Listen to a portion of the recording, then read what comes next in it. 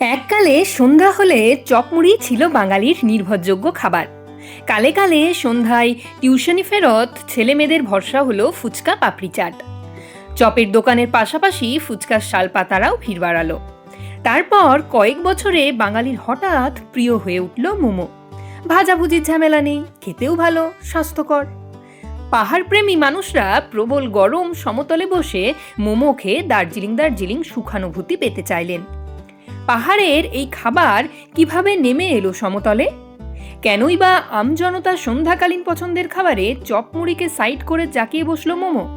মোমোর সঙ্গে জুড়ে আছে ৬০০ বছরের ঐতিহ্য, ভালোবাসা এবং আবেগ। নেপালে মোমোর জন্ম। মোমোর ইতিহাস খুঁড়তে গেলে যেতে হবে চতুর্দশ শতাব্দীর গোড়ার দিকে।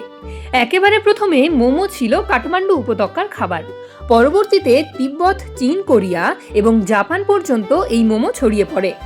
তবে অনেকে বলেন মোমোর শেকড় নেপাল, তিব্বত এবং ভুটানে।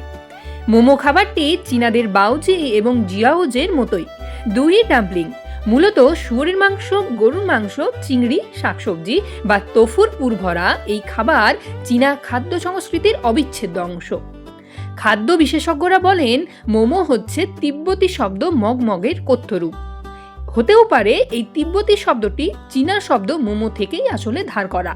উত্তর পশ্চিম চীনা উপভাষায় গরমে সেদ্ধ রুটিকে বলা হয় মোমো। সে যাই হোক, নেপালকে মোমোর কৃতিত্ব দিতেও তেমন বাধা নেই। মোমোর এই দেশ ভ্রমণের নেপথ্যে ছিলেন এক নেপালি রাজকুমারী। ১৫ শতকের শেষ দিকে তিব্বতের একজন রাজার সঙ্গে তার বিবাহ হয়। এই বিবাহ সূত্রেই তিনি তিব্বতে গেলেন এবং তিব্বতে গেল এই পদ।